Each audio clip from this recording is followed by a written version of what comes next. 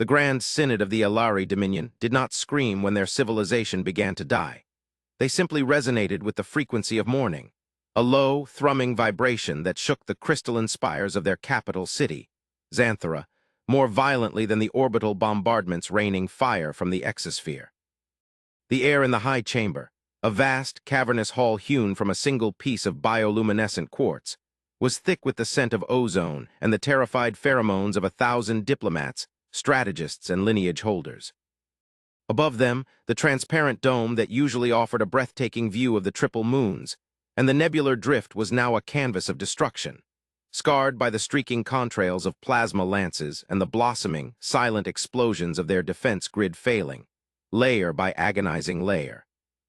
The enemy, a swarm of chitinous, void-born horrors known only as the Kyrax, had not offered terms of surrender, nor had they responded to the desperate, harmonic pleas for mercy broadcast on every known frequency. They were a force of entropy, a biological tide that consumed biomass and left only silence in its wake, and they had finally broken the sanctity of the inner rim. High Speaker Thaler, his iridescent scales dulling to a shade of ash-gray in his despair, gripped the edges of the obsidian central table, his three-fingered hands trembling with a physiological reaction he could no longer suppress. He looked out at the assembly, seeing the reflection of his own terror in the wide, obsidian eyes of his kin, eyes that were accustomed to reading the subtle shifts of starlight, not the burning glare of their own annihilation. The silence in the room was not an absence of sound, but a crushing weight, a pressure that squeezed the breath from their lungs and made the very act of thinking feel like wading through deep water. They had debated for 3 cycles, circular arguments about honor, about heritage, about the sanctity of the Elari soul. But the logic of war had stripped away their philosophy until only one terrible option remained, an option that had been whispered in the dark corners of the archives for centuries, treated as a ghost story to frighten hatchlings into obedience. Beside Thaler stood the Fleetmaster, Carinth, a warrior whose exoskeleton was scarred from a dozen skirmishes that now seemed like petty squabbles compared to the apocalypse descending upon them. Carinth did not look at the table. He looked up at the burning sky, his posture rigid, his mandibles clicked shut in a grim line of resignation. He knew the tactical reality better than anyone in the room. The kinetic barriers were at 4%, the interceptor squadrons had been reduced to floating debris, and the planetary shields would buckle within the hour. There was no strategy left, no clever maneuver to turn the tide, no hidden reserve of strength to draw upon. The Elari were a species of art, of song, of delicate gravitational weaving. They were not built for the meat grinder of total war, and against the Kyrax, who felt no pain and knew no fear, they were nothing more than harvestable organic matter. The realization had settled over Carinth like a shroud, cold and final, yet he forced himself to speak, his voice rasping through the amplification crystals, devoid of the melodic cadence that usually defined their language. "The perimeter is breached," Carinth stated, the simplicity of the words carrying more weight than 1,000 screams. "The Kyrax vanguard has landed in the equatorial zones. We are losing ground contact. The orbital blockade is absolute. We are sealed in, High Speaker. The end is not approaching, it is here. We have calculated the time to total population collapse at less than 6 standard rotations. If we do not act on the proposal, we die. If we do act on the proposal, we may still die, but we will die with the knowledge that we screamed into the void." The room rippled with unease, a wave of shifting colors as the gathered elders recoiled from the implication. The proposal. It was a sterile name for an act of madness. It involved activating the ancient, hyper-range communication buoy, a relic from the precursor era that sat dormant at the edge of the system, and firing a distress signal not toward their allies in the Galactic Concordance, who had already abandoned them to their fate, but into the Dark Sector. The Dark Sector was a region of space explicitly forbidden by every star chart in the civilized galaxy, a swirling, turbulent expanse of gravitational anomalies, radiation storms, and dead stars where the laws of physics seemed to twist and snarl. It was a place of high gravity and violent evolution, a cosmic crucible that birthed nightmares, and it was the home of the Terrans. The mere thought of them sent a shudder through the assembly. The Terrans, the Deathworlders, the species that had evolved on a planet that tried to kill them every single day of their exes. Tense, the legends said they drank toxins for pleasure, that they broke their own bones to make them stronger, that they had weaponized the very atom before they had even learned to leave their own atmosphere. They were considered unstable, chaotic, a race of predators who had barely mastered the art of not killing each other long enough to build starships.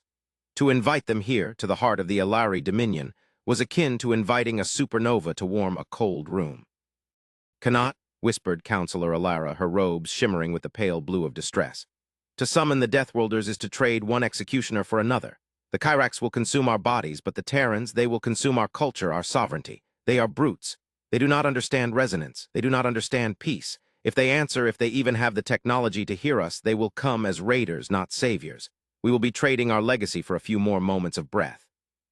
Her argument was sound, rooted in the logical fear of a species that had spent millennia cultivating refinement and fearing the raw, unchecked aggression of the younger races. The Alari viewed themselves as the gardeners of the sector, and the Terrans were the weeds that strangled the light. Thaler closed his eyes, listening to the dull thud of distant explosions vibrating through the floor. He thought of his bondmate, of his hatchlings waiting in the stasis shelters that would soon become their tombs. He thought of the great libraries of crystal that held the memories of 10,000 years, all of it about to be ground into dust by the mindless hunger of the insectoid swarm. Pride, he realized, was a luxury of the living. The dead had no use for cultural superiority. The dead had no use for sovereignty. He opened his eyes, and they were hard, stripped of the gentle indecision that had plagued him for days. He looked at Carinth and nodded, a single, sharp motion that sealed the fate of their world. "Better the monster that might reason than the monster that only eats," Thaler said, his voice cutting through the murmurs of dissent. "Activate the buoy, transmit the SOS, send it on the wideband frequencies used by the high-gravity civilizations. Do not encrypt it. Do not plead. Just send the coordinates and the classification, extinction event. If the Terrans are out there, if the void has not yet swallowed them for their hubris, let them come. And may the great resonance forgive us for what we are about to unleash." The sequence was initiated with a heavy, mechanical clunk that felt out of place in the silent, touch-sensitive technology of the Alari. Far above the planet, past the burning wreckage of the orbital defense platforms, an ancient machine awakened. It drew power from the dying star, charging capacitors that had not hummed for an eon, and fired a pulse of tachyon energy directly into the heart of the dark sector. The signal was raw, jagged, a scream of mathematical desperation that tore through subspace, bypassing the carefully curated networks of the galactic concordance and diving deep into the chaotic interference of the Terran sphere. It carried no poetry, no diplomatic pleasantries, only the binary scream of a dying world and the stark coordinates of Xanthara. And then there was silence. The Council waited. The minutes stretched into hours. The Kyrax advanced. The first cities fell, their lights winking out on the planetary map like dying embers. There was no immediate answer, no subspace ping, no confirmation of receipt. The hope that had briefly flared in the chamber began to turn into a cold, bitter ash. They had reached out to the devils of the dark, and even the devils had ignored them. "It was a folly," Alara wept, her face buried in her hands. "We are alone. The universe is empty of mercy." The bombardment intensified, the dome above them beginning to show hairline fractures, the spiderwebs of their doom spreading with terrifying speed. Carinth drew his ceremonial blade, preparing to meet the end with whatever dignity he could muster. The sensors screamed a warning, not of incoming fire, but of a massive, unprecedented gravitational displacement. It was not the Kyrax. It was something else, something larger. Space did not shimmer or fold gracefully as it did when Alari ships entered real space. It tore. It ripped open with a violence that sent shockwaves through the sensor arrays, blinding the tactical displays with a wash of static. At the edge of the system, where the Kyrax fleet hovered like a swarm of locusts, a hole was punched in the fabric of reality. It was jagged, bleeding exotic radiation, and from this wound in the cosmos, the Deathworlders emerged. They did not come in elegant, teardrop-shaped vessels of spun glass and light. They came in blocks, massive, rectangular slabs of durasteel and battle plate, ships that looked less like starfaring vessels and more like flying fortresses torn from the bedrock of a war-torn planet. They were ugly, scarred, painted in matte blacks and grays that absorbed the light of the stars. There were no energy shields glowing around them. Instead, they relied on sheer, overwhelming armor meters thick, bristling with kinetic batteries and missile silos that marred their hulls like pocks. The sheer scale of the arrival paralyzed the room. 1 ship, 2, 10, 50. They kept pouring out of the rupture, a river of iron and fire, their engines burning with a dirty, red fusion output that looked like blood against the black of space. The lead vessel was a leviathan, a behemoth that dwarfed even the largest Kyrax hive ship. Its prow was a blunt hammer designed to ram, to crush, to break. On its side, painted in white letters that stood kilometers high, were symbols the Ilari translator matrix struggled to parse before finally rendering them into a concept: UNSC Vengeance. The silence in the high chamber was absolute, a terror so profound it eclipsed the fear of the Kyrax. They had summoned a storm. By the void, Caranth breathed, his warrior instincts overwhelmed by the sheer aggressive utilitarianism of the fleet before him. They have no shields, their thermal emissions are off the charts, they are radiating enough radiation to sterilize a moon. How are the crews even alive? The question hung in the air unanswered as the Terran fleet began to move. They did not adopt a formation of intricate overlapping fields of fire, they simply accelerated, straight at the Kyrax. It was a charge. A suicidal, barbaric, headlong charge into the teeth of an enemy that had decimated the elegant fleets of the Ilari. The comms panel at Thaler's station lit up, not with the sophisticated holographic interface of the Concordance, but with a crackling, audio-only static that hissed and popped before resolving into a voice. It was deep, heavy, sounding as if it were speaking through a mouthful of gravel. It spoke a trade dialect that was archaic, guttural, and stripped of all nuance. "This is Admiral Vance of the Terran Sol Federation, 3rd Expeditionary Fleet. We received a code black SOS from these coordinates. Identification confirmed, Ilari Dominion. Hostile force identified, Tyranid-class biological swarm. Status of local forces, critical." There was a pause, a sound of heavy breathing, or perhaps the cycling of atmospheric recyclers. "Hold your fire, Ilari. We are moving to intercept. Keep your heads down. It's going to get loud." "Admiral," Thaler stammered, pressing the transmit rune, his voice cracking. "The Kyrax. They are immune to energy weapons. Their carapace adapts. You must." "We don't use lasers, son." The voice cut him off, dry and devoid of fear. "We brought the rain." What followed was not a battle. It was an execution of physics. The Ilari watched, mesmerized and horrified, as the Terran ships opened fire. They did not shoot beams of light. They fired solid projectiles. Railguns, the size of skyscrapers, accelerated slugs of tungsten and depleted uranium to fractions of light speed. The silence of the void was mocked by the visual fury of the impact. The Kyrax ships, designed to dissipate energy and refract lasers, had no defense against the brutal, kinetic transfer of mass times velocity. The first volley shattered the Kyrax vanguard like glass struck by a hammer.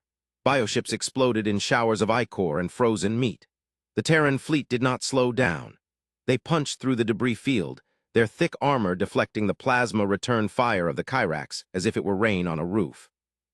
They closed the distance to point-blank range, a tactic considered insane by every civilized military doctrine, and unleashed a barrage of nuclear-tipped missiles that turned the space around Xanthara into a blinding second sun.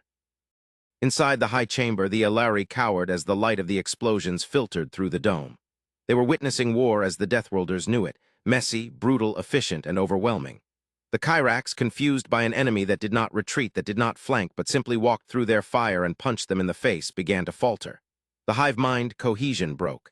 And then the Terrans did something even more terrifying. They launched boarding pods, thousands of them.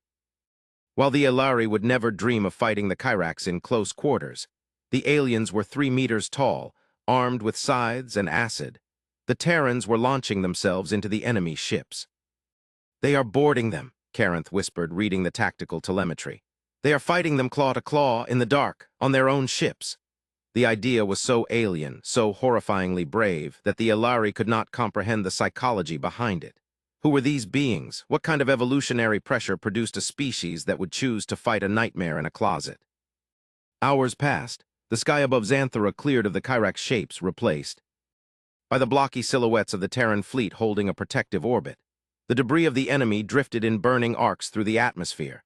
The immediate threat of extinction had vanished, replaced by the looming uncertainty of their saviors.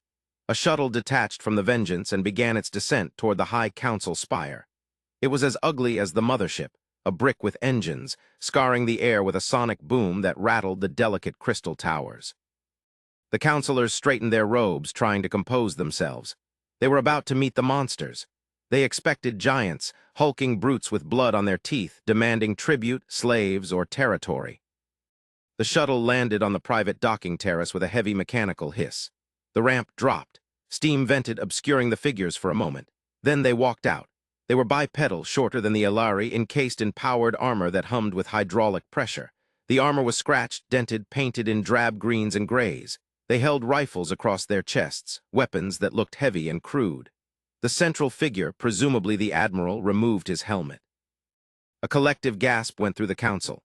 The face revealed was ordinary, soft, pinkish skin, patches of gray hair, eyes that were small and binocular. He looked tired. He looked old. There were lines of stress etched deep around his mouth. He did not look like a god of war. He looked like a weary administrator who had been working a double shift. Admiral Vance walked into the chamber, flanked by 2 guards who kept their faces covered. He looked around the glittering, crystalline room with a mixture of curiosity and indifference, his heavy boots clanking loudly on the delicate floor. He stopped 10 paces from the high table, tucked his helmet under his arm, and looked at Thaler. "Permission to come aboard, or whatever the local custom is," Vance said, his voice rough but not unkind. He rubbed his eyes with a gloved hand. "My boys are mopping up the last of the bugs in the upper orbit. Nasty piece of work, those things. Acid spitters. Ruined the paint job on the Vengeance." Thaler stepped forward, his movements stiff with awe and fear. You saved us. The Alari Dominion is in your debt. We expected." "You expected us to be 10 feet tall and breathing fire?" Vance cracked a dry smile. "Yeah, we get that a lot. Listen, High Speaker, we didn't come here for a parade. We picked up your SOS. Code Black usually means the neighbors are getting eaten, and we don't like it when the neighbors get eaten. Bad for property values." He gestured to the tactical map that still showed the red zones of the invasion. "We have medical frigates dropping into low orbit now. They've got biofilters adapted for your physiology. We downloaded your medical databases on the way in. Hope you don't mind. We're deploying relief teams to the ground cities. Food, water, medical nanites. Standard disaster relief package." The counselors exchanged bewildered glances. Disaster relief, medical frigates, this was the Deathworlder fleet. You are not here to conquer," Alara asked, her voice trembling. "You are not here to claim our world as a trophy." Vance laughed, a short barking sound. "Conquer? Lady, do you have any idea how much paperwork that involves? We're the Terran Federation. We have enough trouble governing our own rock piles. We don't want yours. Look, we're simple people. We see a fire, we put it out. We see a bully, we punch him in the nose. That's the doctrine." He paused, his expression growing serious, the playfulness vanishing to reveal the steel beneath. "But we need to talk, because those bugs, the Kyrax, they didn't just wander here. They were running. We tracked their trajectory back 3 sectors. They were fleeing something." The atmosphere in the room shifted instantly from relief back to tension. "Fleeing?" Caranth stepped down from the dais, towering over the human admiral. "The Kyrax are the apex predators of this arm of the galaxy. What could they possibly fear?" Vance looked up at the tall Ilari warrior, unimpressed by the height difference. "That's the question, isn't it? We call it the silence. Our deep-range probes have been picking it up for 50 years. Entire systems going dark. No signals, no stars dying, just nothing, like someone turned off the lights. The Kyrax were moving away from the silence. You were just in their way. We came because we needed to verify the data. And because if there's something out there that scares the bugs enough to make them suicidal, then humanity needs to know about it. And we need friends who can help us figure it out." He walked over to the obsidian table and placed a small, primitive-looking data drive on it. "This contains our analysis. It's ugly, but it's the truth. We aren't here to conquer you, Elari. We're here to recruit you. Not as soldiers, we have plenty of those. We need your mind. We need your resonance tech. We need your ability to listen to the universe because, frankly, we're deaf to the subtle stuff. We just hear the noise." Thaler looked at the data drive, then at the small, scarred human. He began to understand. The stories were true, but they were misinterpreted. The Terrans were Deathworlders, yes. They were survivors, but their survival had not made them cruel. It had made them fiercely protective. They had looked into the abyss of their own violent history and decided to be the shield rather than the sword. They were the dogs of war, yes, but they were sheepdogs, not wolves. They guarded the flock, even if the flock feared them. "Admiral," Thaler said, his voice regaining its resonance, a harmonious chord of gratitude and newfound respect. "We have always believed that the universe is a song. We thought the Terrans were the dissonance, the noise that disrupts the melody." "Maybe we are," Vance shrugged. "But sometimes you need a loud noise to wake you up before the house burns down." "Indeed," Thaler nodded.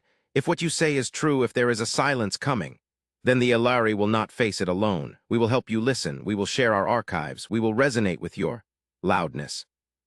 Vance grinned, a genuine expression this time. Good, because we have a lot of work to do, and I could really use a cup of coffee. You guys have coffee or hot bean water, anything with caffeine. As the diplomatic teams began the awkward, stumbling dance of first contact, shifting from terror to tentative cooperation, the true depth of the human intervention began to reveal itself. It wasn't just the warships in orbit. On the ground, Ilari citizens, trapped in the rubble of their elegant cities, looked up to see drop pods slamming into the streets. Armored giants emerged, not to kill, but to lift debris that no Ilari could move. Humans, breathing the thin, aromatic air of Xanthara through respirators, worked tirelessly, digging for survivors, their rough voices barking orders that the universal translators rendered as reassuring commands. They treated the wounded with a rough tenderness, their heavy hands surprisingly gentle as they applied stabilizing foams and carried fragile Ilari bodies to safety. One incident, captured by a city surveillance drone, played on the screens of the high chamber, silencing the room. A squad of Terran Marines had been pinned down by a remnant Kyrax warrior, a beast twice their size. The Ilari civilians cowered behind them. The humans didn't fall back. They didn't sacrifice the civilians to save themselves. Two of the Marines, realizing their weapons were jammed or empty, dropped their rifles and tackled the creature with combat knives and armored fists, holding it down while a third delivered the killing blow. They took injuries, broken limbs, rent armor, but they stood up, dusted themselves off, and turned to the shivering civilians. One of the humans, his helmet cracked, gave a thumbs up, a gesture the Ilari didn't understand but felt the intent of, and offered a ration bar to a terrified hatchling. "They value life," Alara whispered, watching the screen with tears in her eyes.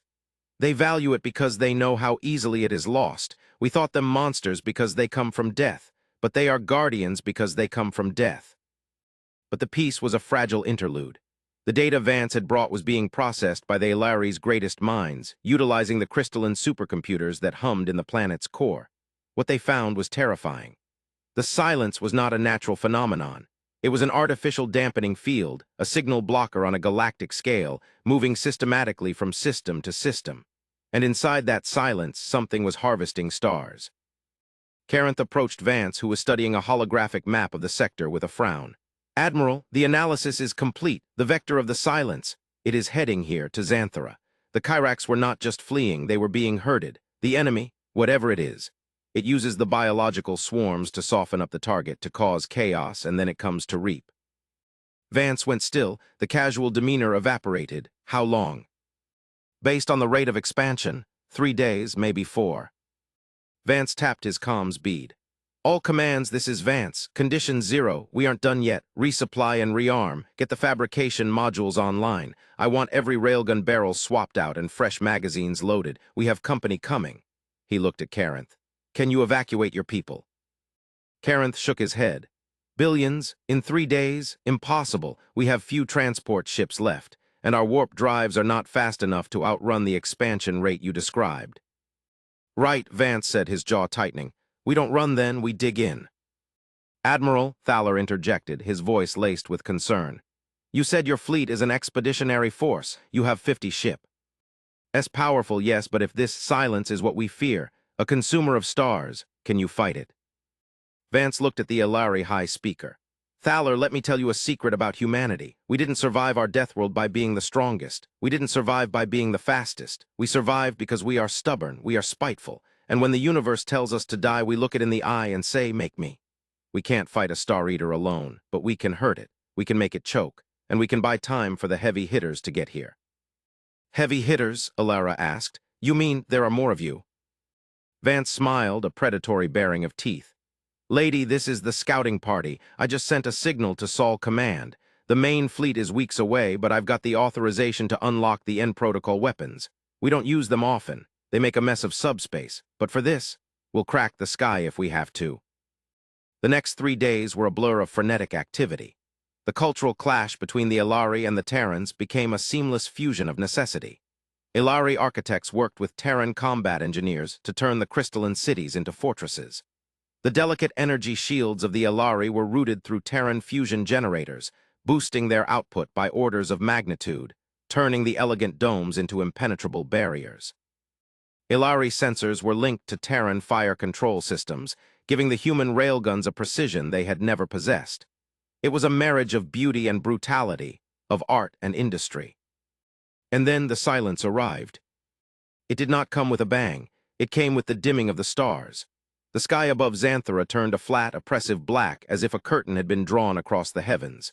The sensors went flat. The ambient hum of the universe, the background radiation that the Ilari could feel in their bones, stopped. It was a sensory deprivation tank on a planetary scale.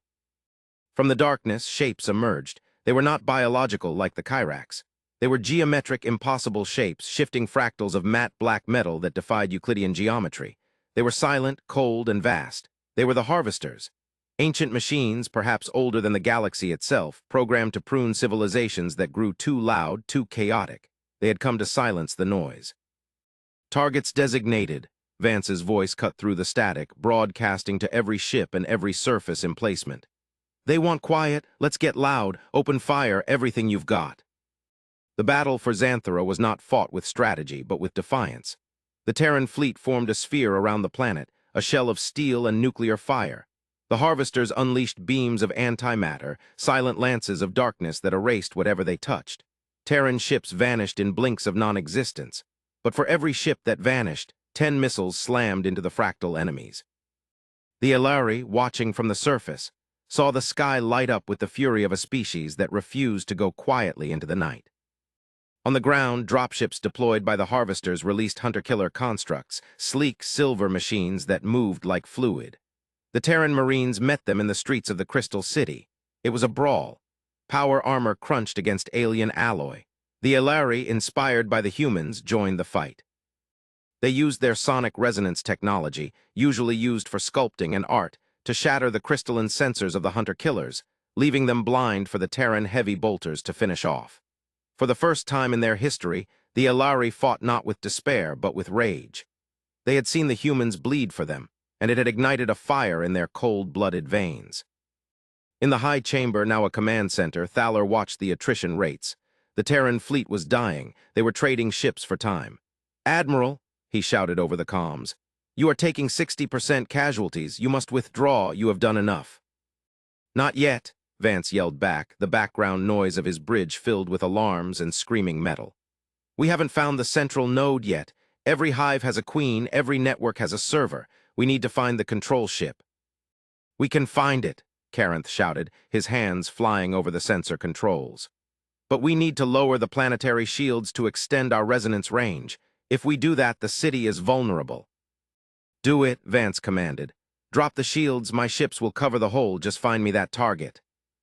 The shield dropped. The sky was naked. Immediately, a harvester capital ship, a monolith the size of a moon, descended toward the city. Its weapon ports opened, glowing with the dark light of antimatter. The UNSC Vengeance, Vance's flagship, was the only thing in its path. It was battered, venting atmosphere, one engine nacelle gone. "Target identified," Caranth screamed. "The monolith, it is broadcasting the dampening field." "Copy that," Vance said, his voice suddenly calm. "All ships clear the lane. Vengeance is making a delivery." "Admiral, what are you doing?" Thaler asked, dread coiling in his stomach. "I told you, Thaler," Vance said, a hint of a smile in his voice. "We're Deathworlders. We don't just survive. We make sure the other guy doesn't." The Vengeance did not fire. It accelerated. It poured every ounce of remaining power into its engines, turning the massive ship into a relativistic kinetic missile. It bypassed the firing solutions, ignored the point defense beams that carved slices off its hull, and aimed directly for the center of the fractal monolith. "Admiral," Thaler screamed. "Tell Sol Command. The silence is broken," Vance whispered. The impact was silent in the vacuum, but the flash was visible across the system. The Vengeance struck the Harvester control ship with the force of a small asteroid. The kinetic energy transfer was absolute. The monolith shattered, its geometric perfection unraveling into a chaotic spray of molten metal and sparking energy. The dampening field collapsed. The stars returned to the sky, a sudden rush of light that blinded the sensors. With the control node destroyed, the remaining Harvester drones faltered, their coordination lost. The surviving Terran ships, ragged and broken, pounced, tearing the confused machines apart. The silence retreated, the darkness pulling back as the command signal vanished. In the high chamber, there was no cheering, only a profound, resonant silence of mourning. Thaler stared at the empty space where the Vengeance had been. He felt a hollow ache in his chest, a feeling he had not thought possible for an alien of another species. Days later, the main Terran fleet arrived.